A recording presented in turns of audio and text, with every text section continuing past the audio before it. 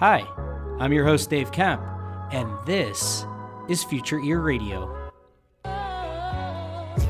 Each episode, we're breaking down one new thing, one cool new finding that's happening in the world of hearables, the world of voice technology. How are these worlds starting to intersect? How are these worlds starting to collide? What cool things are going to come from this intersection of technology? Without further ado, let's get on with the show. Hey everyone, Dave here. For this week's episode, I'm releasing the other panel that I moderated at the Future of Hearing Health Summit. Last week I put out the one that was all around device innovation. This one is all around kind of the future of the economics and the innovation around the actual business models in this industry. So I hope you enjoy this episode. Hello and welcome to what I think is going to be a great panel discussion here for the Future of Hearing Healthcare virtual conference. I'm joined by four excellent panelists. I will be the moderator. My name is Dave Kemp. I am with Oak Tree Products. I also have a blog and podcast called Future Ear, where I cover the intersection of emerging technology and hearing healthcare.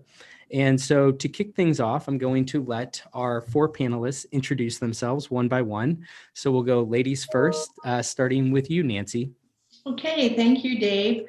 I'm Nancy Tye-Murray. I'm a professor in the Department of Otolaryngology at Washington University School of Medicine.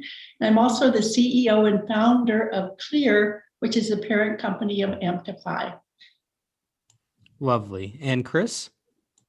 My name is Chris Cardinal, and I am the COO and president of Clear Customized Learning Exercises for our rehabilitation. As Nancy mentioned, the developers of Amptify Hearing Health Program.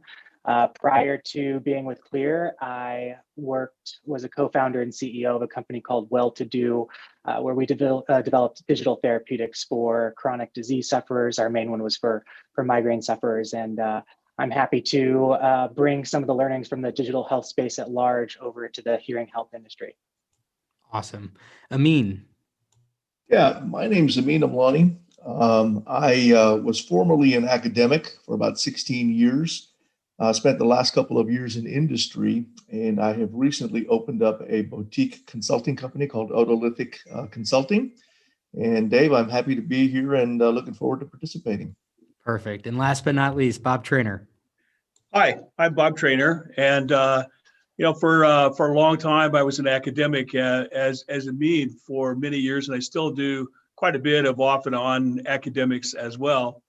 But for 46 years, I ran an audiology clinic in Greeley, Colorado. Sold out a couple years ago, and I've always said that after 4 or 5 years, you're kind of dead meat in knowing much about anything if you haven't been in practice. And so, in addition, I'm part of these days I have a company called Robert Traynor Audiology, where I do a lot of KR courses as well as consult for companies and so on.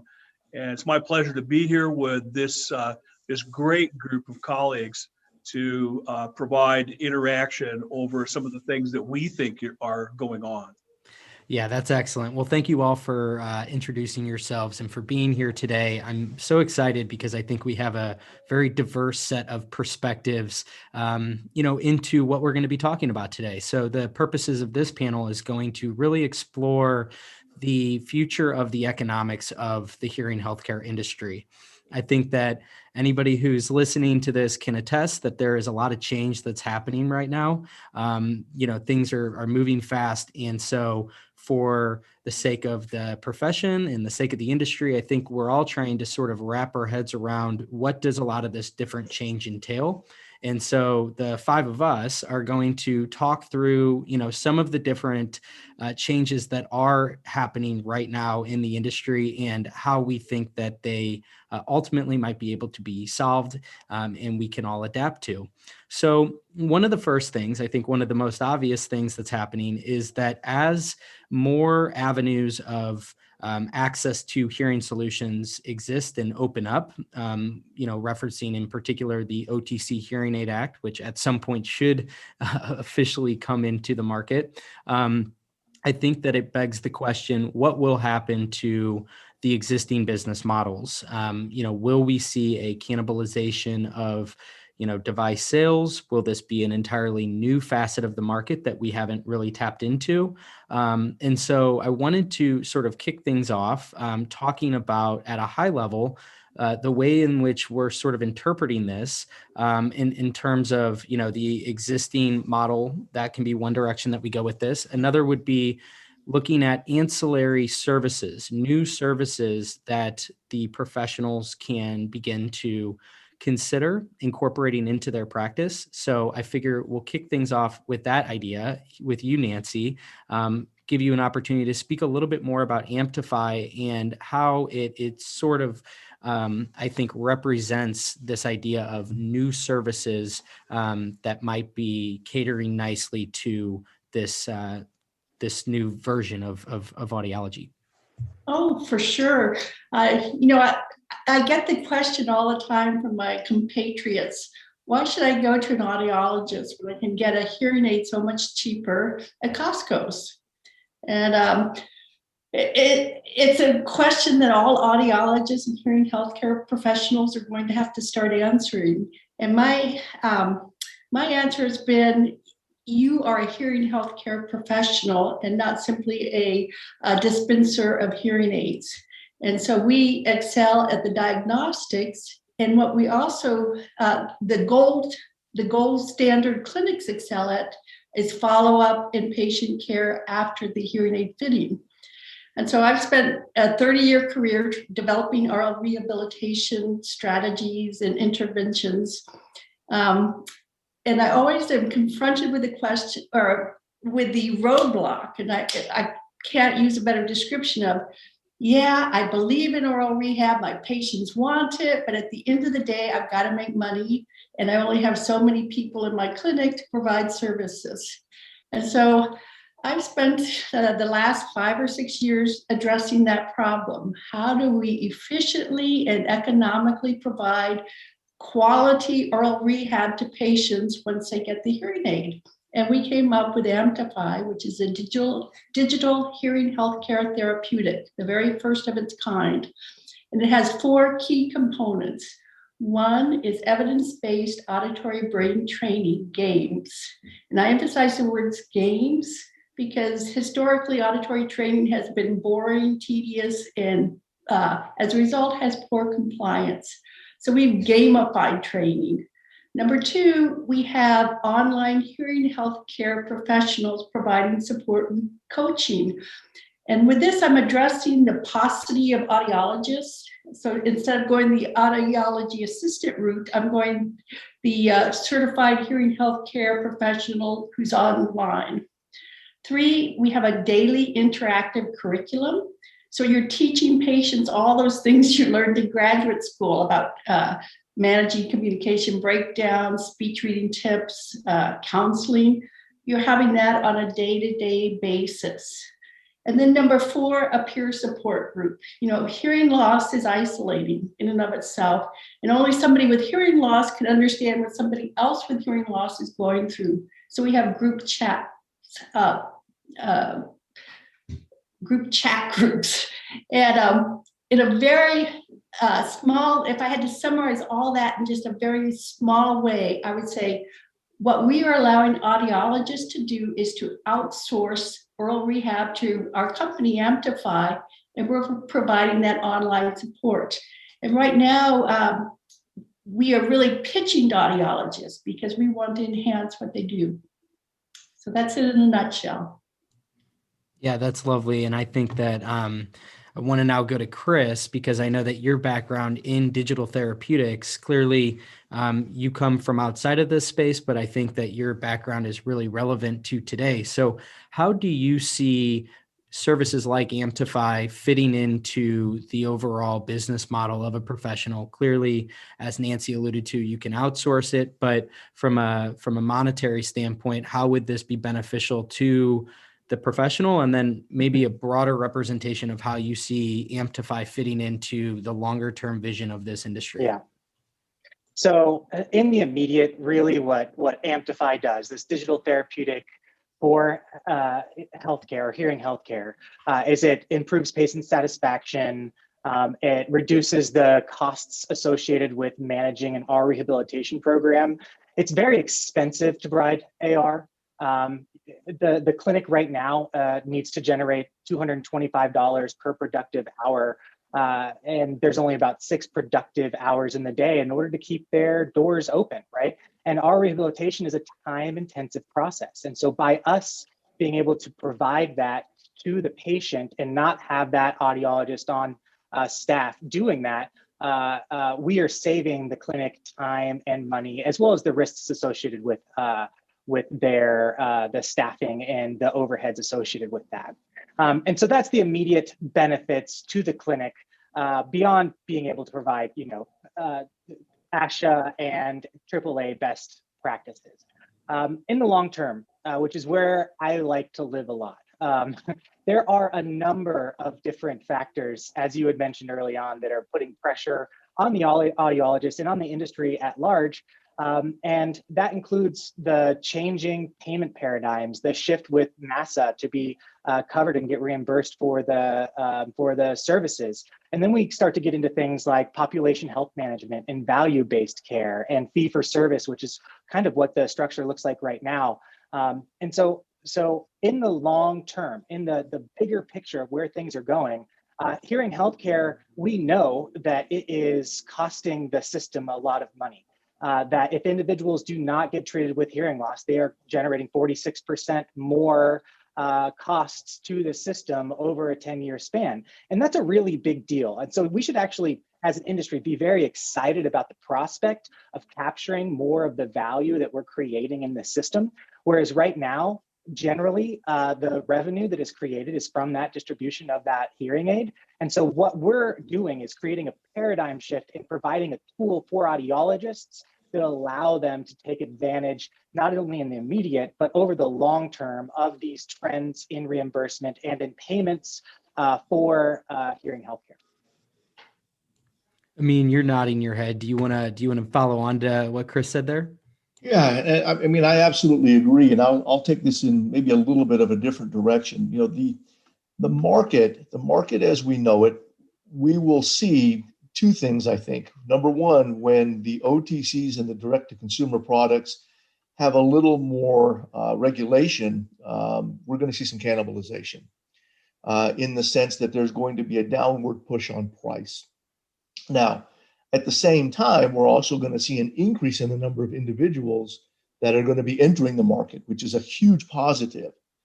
And, I think we really have to be mindful that the current service delivery model that we have is archaic. And if we don't adjust, we're going to be in trouble. And so, to Chris's point and Nancy's point, and I'm sure Bob will have a couple of comments here as well, we have to find new tools, we have to find new mechanisms, and we have to deliver a better service than we ever have in order to really have a value proposition within the healthcare landscape.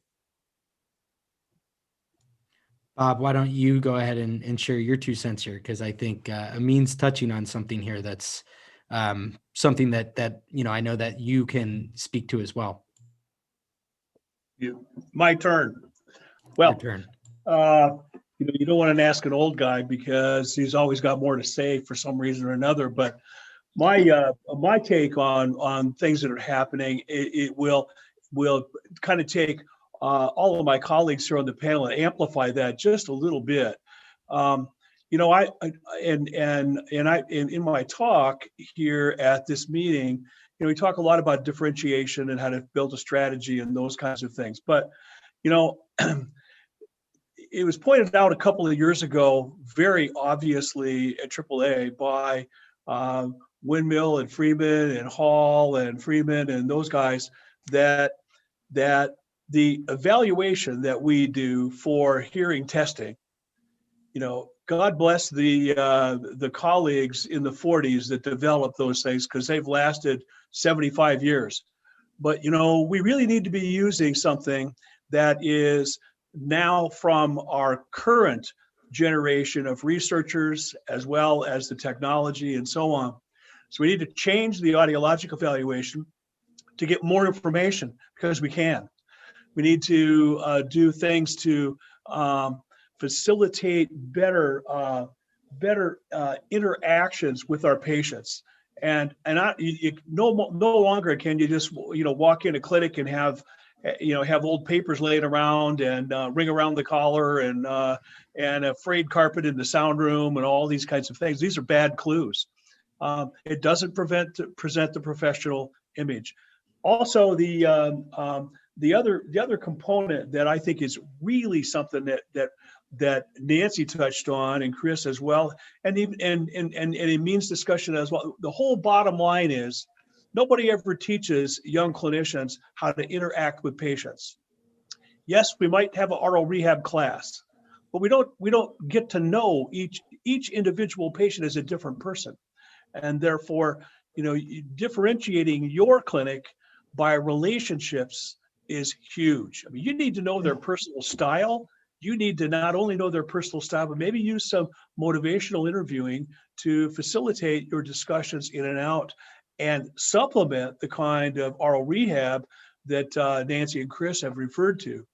Probably the last thing before I monopolize the whole deal here is I also think that you need to modify pricing substantially. And as colleagues have mentioned here, you can't just offer a bundled kind of pricing system, because we're going to have people purchasing hearing aids at the grocery store, because we're going to have people purchasing products in your clinic. By the way, you should handle anything that's hearing. Don't just take hearing aids and evaluations. You need to handle anything that's hearing. Anyway, having those kinds of products, and then you need to have an unbundled kind of program for each and every different type of product and each and every different type of patient. And I have about five or six other things, but I think some other people ought to talk here a little bit to see where we're going from there.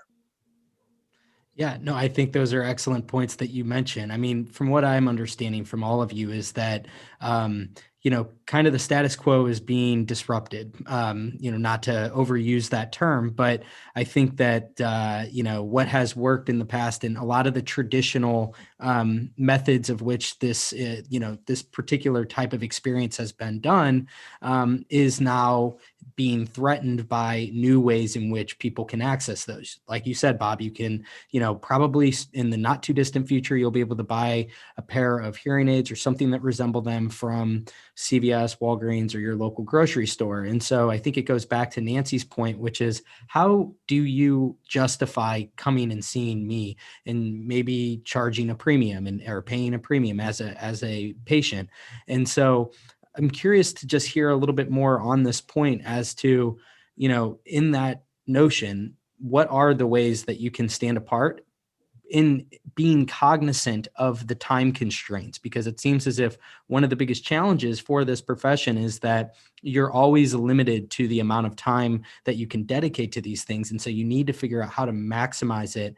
And so obviously you have options like the additional services, but also things such as, figuring out new methods or utilizing new technology that better maximizes your time.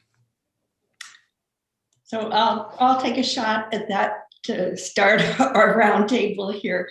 There are only about 15,000 audiologists in this country, and there are 40 some odd million people with hearing loss. So there's plenty of business to go around. And the question is, how do you maximize the time of the audiologist? And there's a lot of buzz going on about teleaudiology, and I think that is going to be a powerful tool in our toolbox.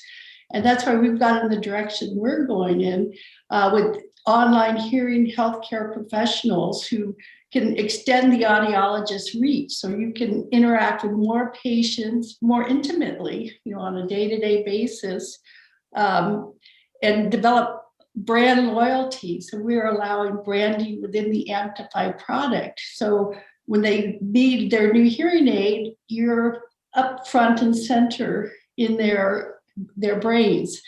So it's a combination of being savvy, marketing wise, taking advantage of current and future technology. And I think something that we have a hard time as a profession, and Bob, you just said it, is we are slow to change and slow to adapt things. You know, we've been doing the same thing for 70 years. And that mindset is just has to change. And these young people coming into the field, I hope, are going to bring a new vitality to it. Yeah, I'll jump in real quick. You know, I'll even take this down a little bit lower here. And the question that pops into my mind is for these alternative products that are direct to consumer, is there even a need for service? And if we start looking at the literature and we just look at technology as a broad category, you know, there's research that's coming out of Europe and out of Asia. And what we're finding is that because of space, those individuals tend to purchase or procure their technology through vending machines. And what happens is once they've made that purchase, they then seek, or prior to seek, the assistance or the knowledge or information that is provided by someone who's a specialist in that area. So, you know, going back to the whole conversation here, there's a need to promote the skills and the expertise that you have, because people are looking for it, not just the product. And I'll jump in. I think that, you know, from my perspective, as you both have touched on, hearing loss challenges exist beyond the ears, right? So we have these comorbidities that need to be managed, and that we can reduce the likelihood of, although a lot of the data that we have, let's see, falls and social isolation and depression is just correlative at this point. We're going down that path, speaking to the choir here, but coaching and providing that add-on benefit, those services, and arming yourself with the knowledge about those comorbidities and about the steps that you can take as an audiologist, or the services that you could provide to address those, like ours. Arm yourself with those things, like learn about that and start to manage the person, not just the ear. You know, I'd have this in my talk as well, but, you know, Amyn taught us a couple of years ago what a provider market segment is. You know, and you have one market segment that's mostly just direct to consumer. You have another market segment that is big box stores and others. Then you have the value segment, which is us. And so the whole thing boils down to how much value do we offer each and every patient that comes into the clinic. You know, and we can't just be the people that sell hearing aids. That's been a road we went down, and we need to kind of crawl back from that and look at all the roads that we could go down. You know, for example, the last couple of years I've been involved a lot in hearing conservation, and I really had no idea that people that present themselves for earplugs, 47% of those patients all need hearing aids. And they're about 20 years younger than the usual and customary patients that we see in the audiology or hearing care clinic. So there's a whole market there. The other market was a colleague told me the other day, who has a practice these days, that had it not been for leasing hearing aids, he would have really had a hard time during the pandemic era. And leasing, I think, is something else. People don't want to blow $7,000 out of their bank account, but they may have $150 or so left over every month from a Social Security check or other source. So between that and of course, people have branched into tinnitus, which we see happening. My concern with that is they need to have a background in tinnitus, and not just a little background. Need to have the right kind of CEUs or the right kind of certificates to interact with tinnitus patients. And I'm sure Nancy's program does some significant things with tinnitus as well as part of the oral rehab program. So, and I guess the last area is technology. You know, you can't just squirt a bunch of stuff in somebody's ear to do an impression in 2021. We've been doing that since 1957. with one kind of stuff or another. So technology, the kind of equipment and things that you work with in the clinic, sends a marketing impression to each and every patient and everybody they talk to. So indeed, in 2021, ear impressions are really scans, and you need to, don't break the bank, but you need to maybe hurt just a little bit and get a scanner. Wow, what a marketing tool that is for you and your practice against all the other clinics in the area. Yeah, those are great points, Bob. And so this now concludes the live portion of the panel discussion. We're going to continue the conversation because we still have a lot of material to cover. So for that, you can head over to YouTube. We will have a link for you for the remainder of this discussion. So I want to now kind of get back into something that Chris had mentioned, which is the comorbidities. Amyn, I know you're very familiar with some of the work at Johns Hopkins that Nick Reed and his team is doing with the Achieve trial, something that I think might be quite significant to the future of this industry. So if you could maybe speak a little bit to, the kind of the broad picture here as it relates to insurance coverage, the broader impact of comorbidities on the healthcare system, and how that ultimately might lead to broader insurance coverage for devices and what that might, the implications of that for the professional.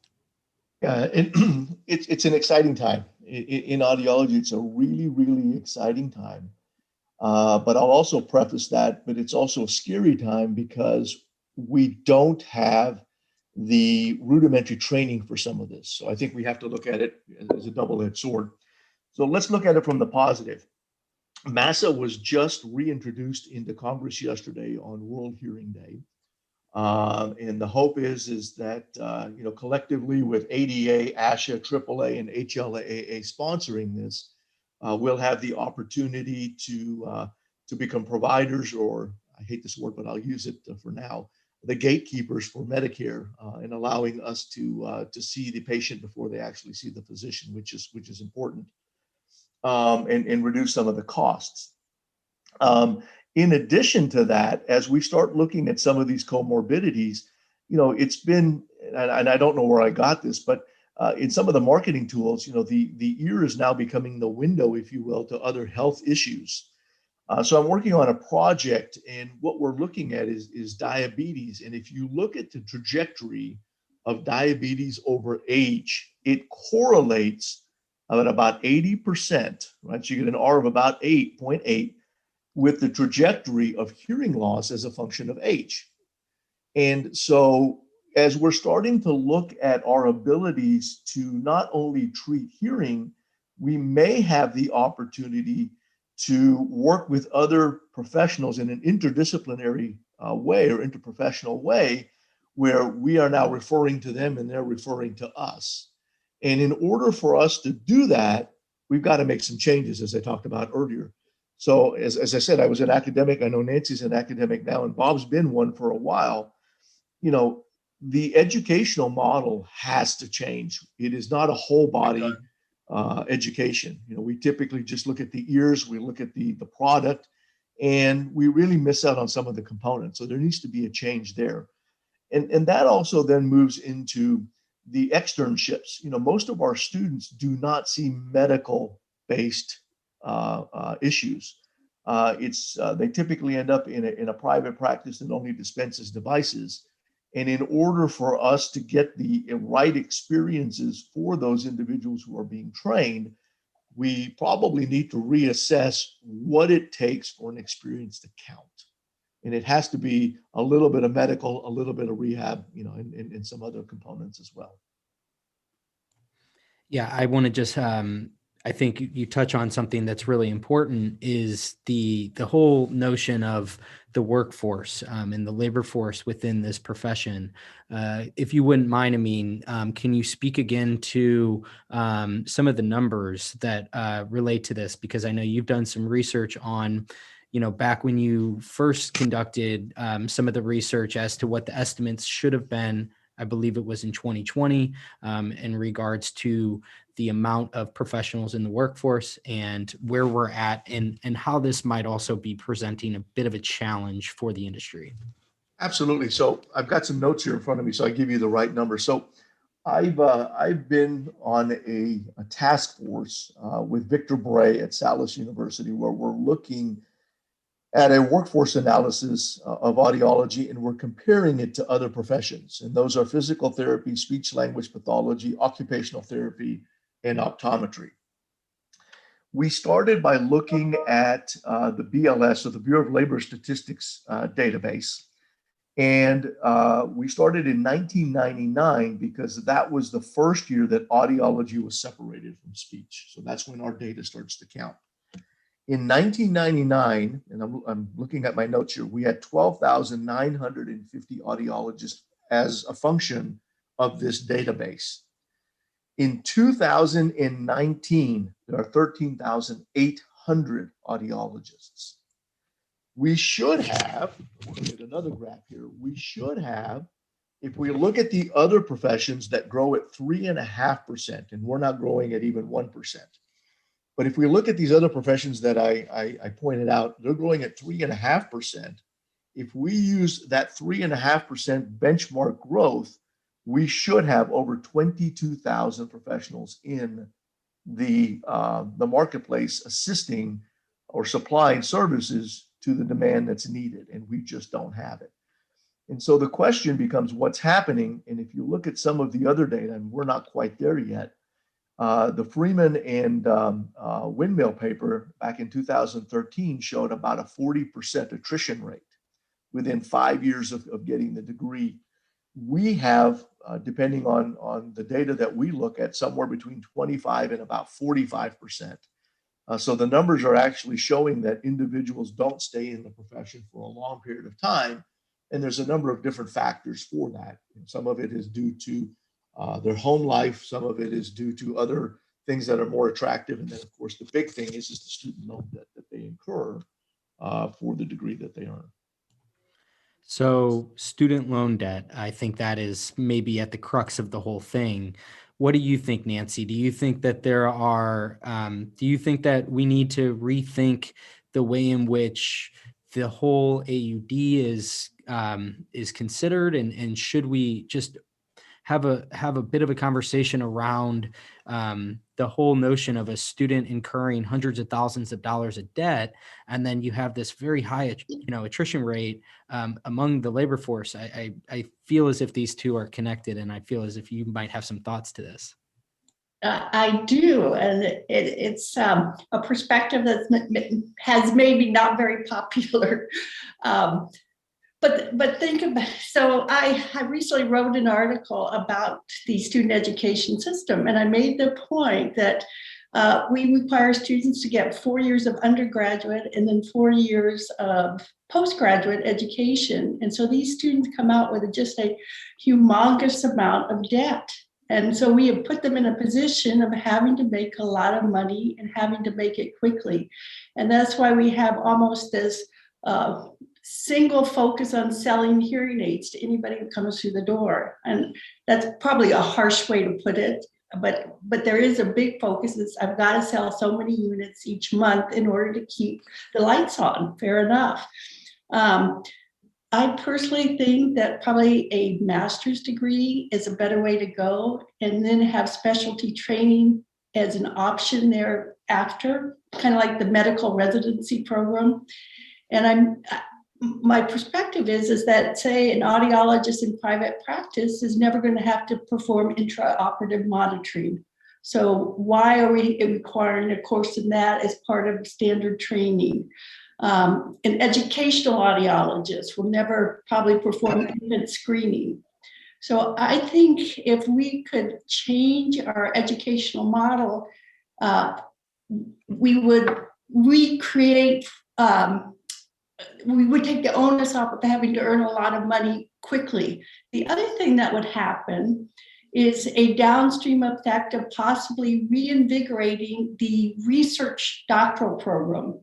And my sense is, having been in academia for as many years as I've been, is that fewer and fewer students are pursuing a research doctorate because they've incurred so much expense and spent so much time getting the AUD. And I believe that this is one reason why our diagnostics have stagnated over the last, since 1999. About the right time. I could almost say 1919, but I guess we're beyond the pitchfork, but tuning fork.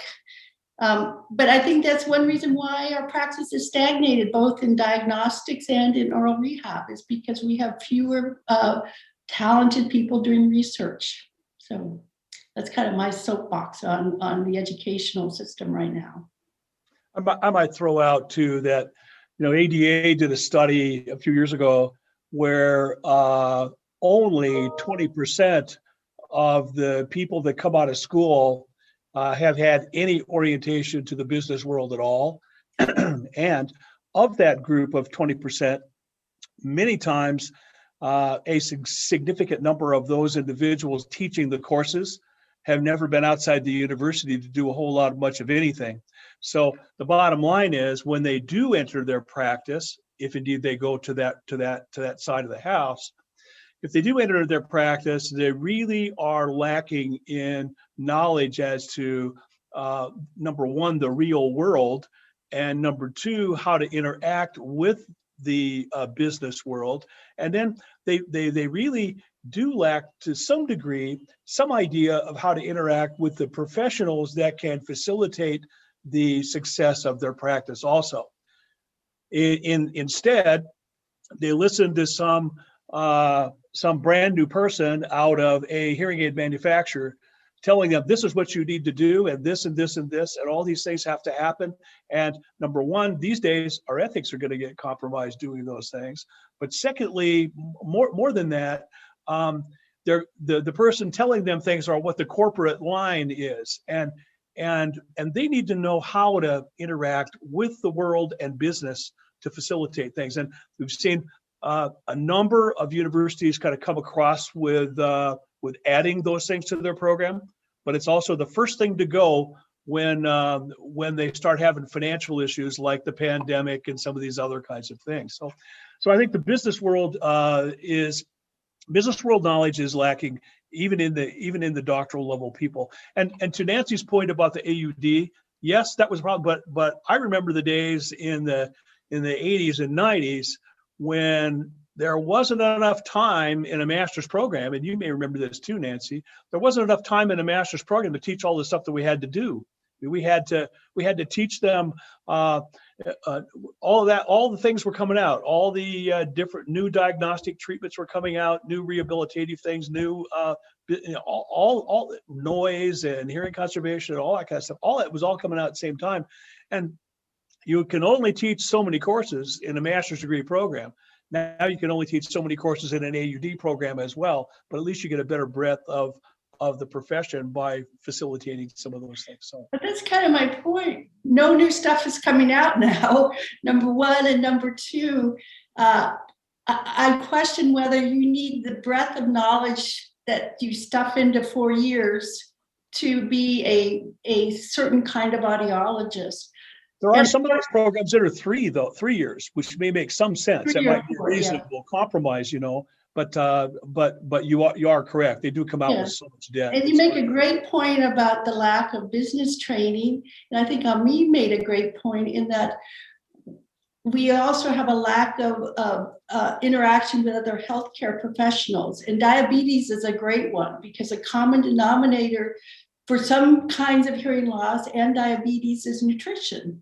When you get the high blood pressure, you're cutting off the blood flow to the inner ear, and you're also creating a risk for diabetes. So you both make great points. One is that we need to be more savvy in business if we're going into private practice. If we're going to be hearing healthcare professionals and consider the ear the window of the body sort of thing, then we have to be equipped to interact with the other professionals dealing with these comorbidities that Chris spoke about. And Nancy, I'll add in one more piece that you threw in, and that is that we need more people with a deeper knowledge, because we have, at least when I was in the academic world, we moved it to an adjunct model where we would bring in AUDs.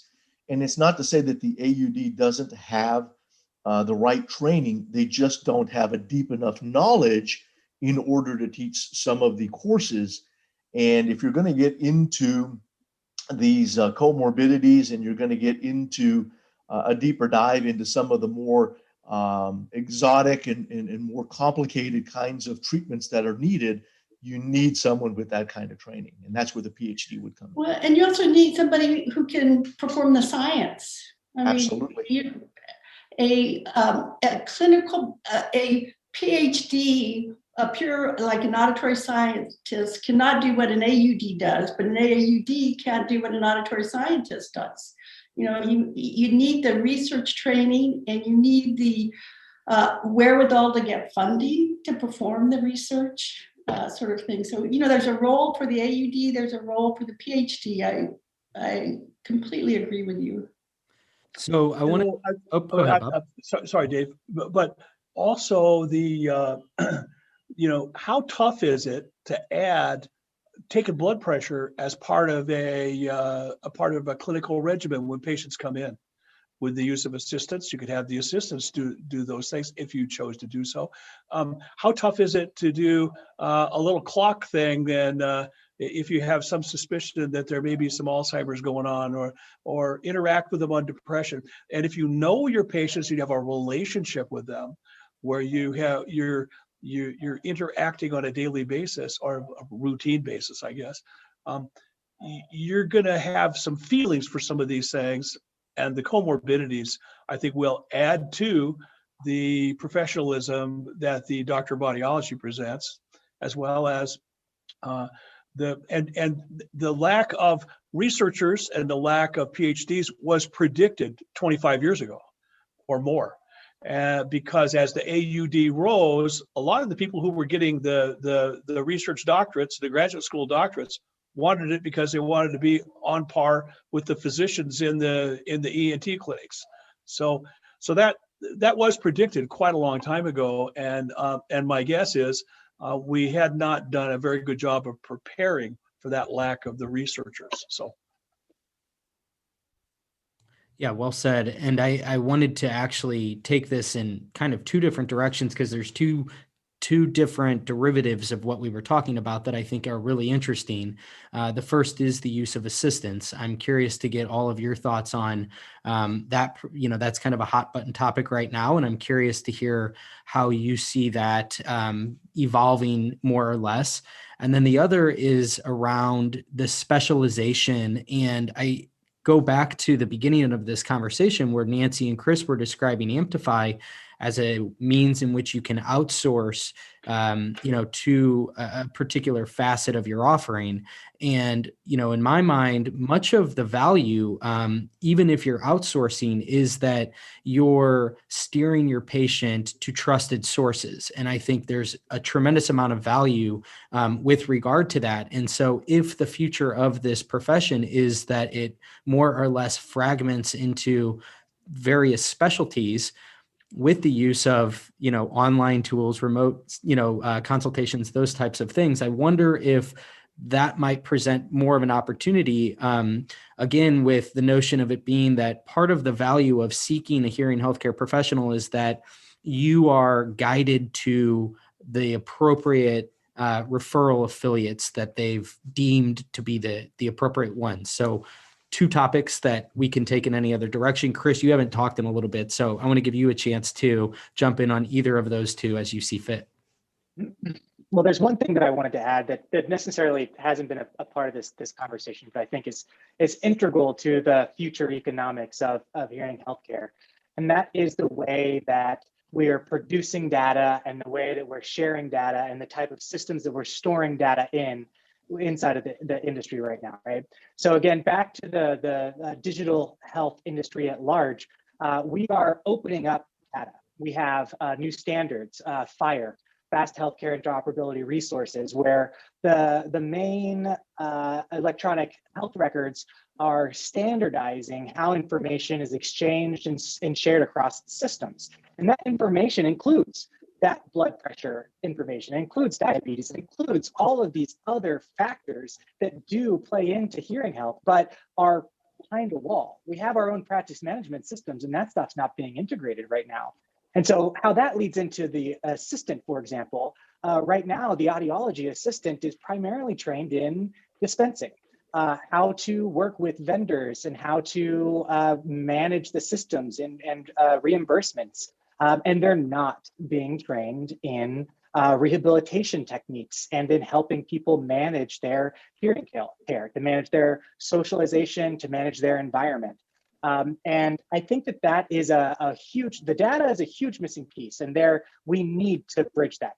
We need to bring those systems together so they can communicate. And so that both sides, so again, we're treating the person and we're not just treating the hearing loss or the ear, okay?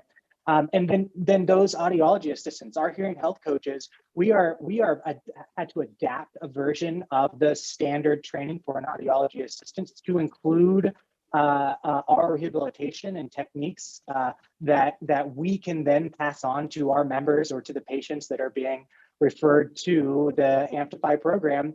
And that's a problem, right? That's a problem in my eyes. The fact that we're not arming them with at least a basic overview of some of this knowledge is a disservice ultimately.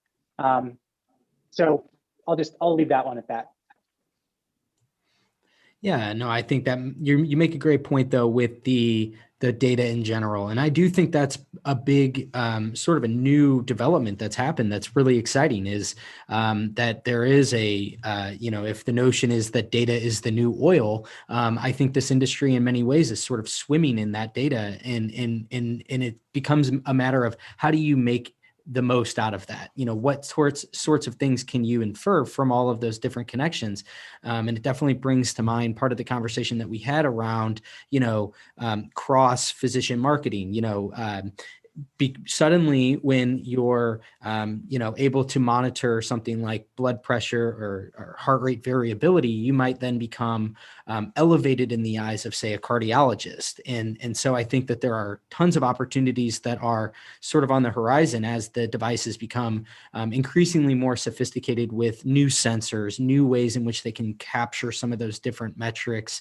But I think you make a really good point too about having to rethink like the use of a assistant. And I want to stay on the topic of assistants for a little bit here and get the others' thoughts on how this particular subset of the labor force can be, either added to, maybe that's part of the way that you can compensate for the shortfall that Amyn had mentioned earlier. And are there ways in which you can better utilize that particular type of professional in the setting? And again, here a little bit on the business side, you build a practice and you build a practice and you build it up a little more. And the next thing you know, oh, gee, I think I need another colleague to join me in my practice. The problem is on the revenue side, there's not enough coming in to afford someone at 60 to 80,000 or so to come in and work with you in the clinic. But there may be somebody that you could pay 30,000 to, who would be your assistant and allow you to do many more things. Now, some of us, I was lucky enough in my practice to have an office manager that was with me for 33 years. Because of that, well, of course, sometimes those people think they know more about audiology than you do. However, the deal is that they can do a lot of things like many of the things an assistant would do. And even though we didn't certify assistants at the time, this person did a lot of that. And I think there's probably a lot of colleagues out there that use and do those kinds of things as well. The professional colleagues that are the professional assistants that are coming out now are fabulous. And the ones that have gone through the specifics of the training programs for that. But as Nancy and Amyn suggest, I think that their programs need to be broadened slightly to know a little bit about balance and a little bit about this and a little bit about other components of the profession to provide the right kind of assistance. So I applaud the use of assistants in practice. I think it's sound business strategy, as well as a way to treat patients and give yourself more latitude in terms of what you can do. Yeah, and I'll just throw my 2 cents in. At Amptify, we started with the ASHA and the AAA training programs for assistants. And we noted that, as Chris pointed out, they were primarily focused on hearing aids. And so we took that as our starting point, but then we really fleshed it out to include counseling, information about the standard rehab stuff, managing communication breakdowns, keeping up your self-esteem, how do you disclose a hearing loss, that sort of thing. We take our become HHPs, hearing healthcare professionals, through a training program, and they have to have certification before they begin to be able to manage patients online. And also we have them leading our group chats. So we create communities of patients. We try to group them together to get both homogeneity and heterogeneity. And then our coaches lead them in discussions. Now, what I think is a particularly valuable part of this model is we have an audiologist supervising the HHPs. So if they come to a question that they don't know, then we bump it upstairs to the audiologist, and the audiologist takes over that. We also have a library or a bank of FAQs, so frequently asked questions that our audiologists answer. And so the HHPs have access to this, and they're not just they can tailor it to meet the particular individual. As Bob said, getting to know the person. So the HHP, through the chats and the supports, learns about the patient, what are their medical conditions that they're willing to share, who are they living with, that sort of thing. And they can take these professionally written answers and tailor it to the particular individual. And that, that's very customized patient-oriented services, but it's also economically feasible. So, we're fine-tuning this so we can personalize the information and make it professionally the high standard, and yet we're not bringing in that additional audiologist to your practice at $60,000 to $80,000. So we're spreading. I like the octopus analogy. This is the audiologist, and we're spreading the arms so they can touch more people, sort of thing. Almost the old military model, Nancy, where you had the enlisted guys. You had 2-3 of those guys running around doing a lot of the kinds of things a lot of the routine rehabilitative things. And then when there was a question, then here comes the chief of audiology in to say, well, now, this is the way it is. Yeah, here comes the general. So honestly, that's a model that's been around for a time, and I'm quite surprised someone hasn't picked it up in the past to facilitate certain types of treatment. You see that in some of the balance models as well, for exercises that people need to do, and some of those kinds of things also. And I think, I don't want to monopolize things, but I do think that balance is the new frontier in many respects. Most places really don't have much going on in balance, and there are some very good, highly motivated and well trained research people in certain companies around the country that will actually orient you and your practice and get you the equipment and do all the things to facilitate that particular side of the house. My city, Greeley, Colorado, is kind of in the northeastern section of the state. There wasn't anybody yet. People had to drive anywhere from 60 to 200 miles to Denver to get balance assessment and balance treatment. There are lots of places around the country that really are begging for some good balance kind of work. So balance, I think, is another frontier we may want to explore over time. And I'll just really quickly add in a couple of things here. So as we're talking about assistance, I may have vultures flying around me here before too long. There's the technology of automated testing And if you look at some of this automated diagnostic testing that's available, it's gotten better over time. It will allow for the person, an assistant maybe, to set up the patient on the machine. The machine itself has the capabilities to do speech testing, masking, and so forth and so on. And the validity and reliability of that has really gone up. And going back to Nancy's model of where the audiologist is the general and oversees everything, this is a perfect opportunity for that if you're looking at something that's low cost to implement. And then to Bob's point with balance, which I absolutely agree with, we've got some practices not too far from here that have partnered with PTs. And so there's a shared responsibility of the diagnosis and then the balance treatment with an interprofessional individual. And it's not uncommon to have that with an ENT and an audiologist and some other things. So again, I think there's lots of opportunities here. It's just what works best for you and the services that you provide. And that's where the idea of the medical residency program is viable. So let's say you get your degree in audiology and you have an elderly population you're serving, and it will behoove you to become an expert in balance and interact with PTs. Well, then, I could envision a 6-month program that you would enroll in where you would learn more about the vestibular system, more about vestibular testing, and even more about interventions and how to work with a PT, maybe learn a little Tai Chi sort of thing. So absolutely. Yeah, no, I agree. I think these are really excellent points. So we're coming up on the top of the hour. So I want to kind of come to the conclusion of this. I think this has been an awesome discussion. Closing thoughts, what's on what have we not covered, or what points did we cover that you want to expand upon as we sort of close this out? Whoever wants to go first. I think this is a terribly exciting time for hearing healthcare. There's some people who feel threatened or afraid to look around the corner, but I see it as a great opportunity.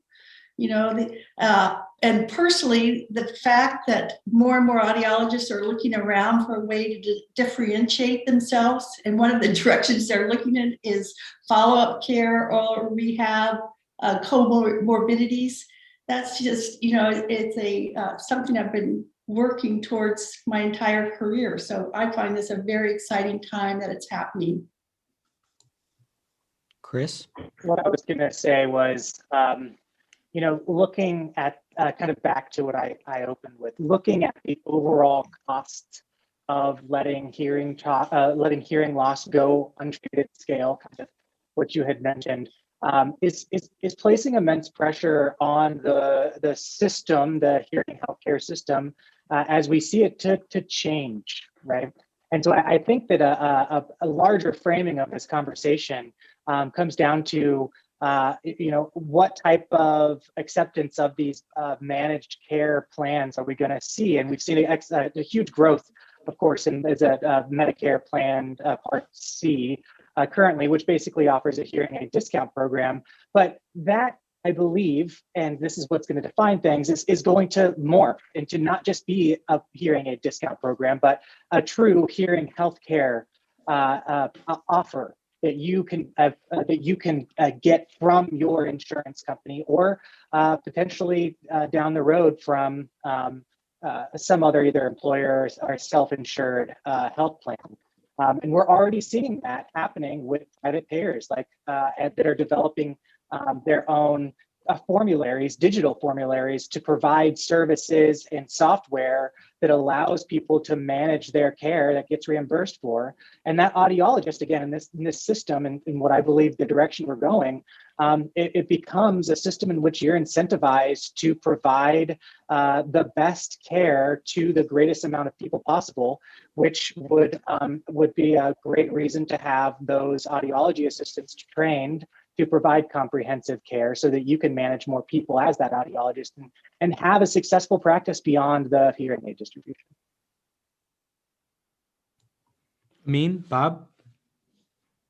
Bob, you want to go next? You want me to go? Oh, whatever works.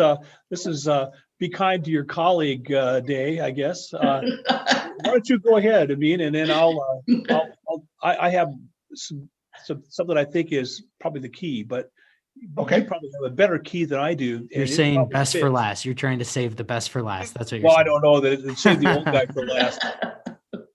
Well, I was just going to say, I just completed the Health Economics and Outcomes Research Program at the University of Seattle. I got earned that certificate. And as I start thinking about some of the things that I'm involved in, one of them is I'm chairing the ADA conference that's coming up in October. Not to take away from this conference, but the conference in October is completely public health based. And one of the conversations that we're looking at as we put together the program is, what is it going to take for audiology to make an impact in the landscape of healthcare? And the key word being impact. We have people, we have tools, we have services, we provide an outcome, but those outcomes just really haven't created an impact. And so the idea here is that we need to figure out what that impact is. Does it come from the educational model? Absolutely. Does it come from this awareness day that we had yesterday? Absolutely. But what are some other things that have to happen? And I think the biggest thing that has to happen is we have to change the way in which we practice, and we have to practice beyond the educational model that we have in place and just beyond the product. And I think if we start to do that, we'll start to see a shift in how people perceive us. And that impact then, I think, as Chris pointed out, with the data that's going to come out that we're able to collect with the conversation about the educational model, we will start to see that audiology is actually lifting itself to a higher ground in the future. That feeds directly into what I was going to say.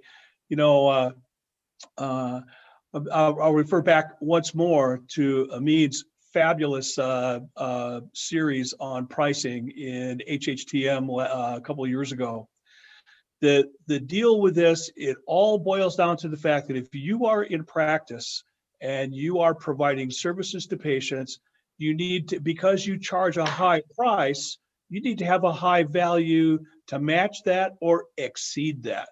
And the way you do that is by adding some of the things we've all been talking about here, and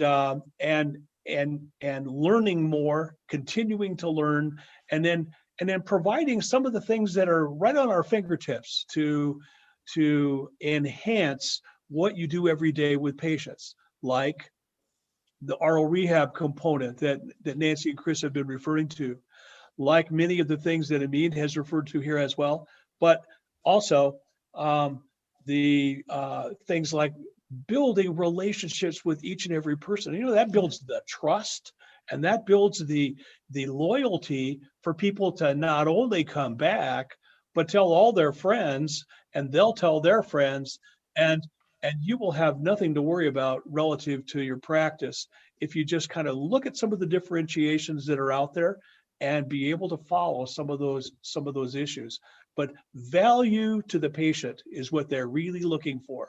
And why do I go to an audiologist? I go there because I get more than at the grocery store or another practice in the community.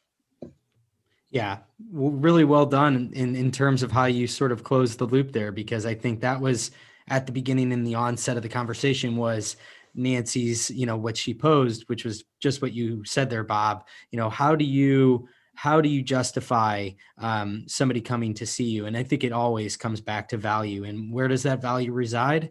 Well, it resides in your expertise, in your knowledge, in your education. And so I think it's all a matter of how do you amplify that? How do you make that more accessible and really maximize that? And so I think that's going to be at the core of what happens here into the future. I think this has just been a tremendous panel discussion. I thank all of you so much for joining me today and sharing your thoughts. And thank you for everybody who stuck with us here to the end. This has been just fantastic. Thanks for tuning in today. I hope you enjoyed this episode of Future Ear Radio. For more content like this, just head over to futureear.co, where you can read all the articles that I've been writing these past few years on the worlds of voice technology and hearables and how the two are beginning to intersect. Thanks for tuning in, and I'll chat with you next time.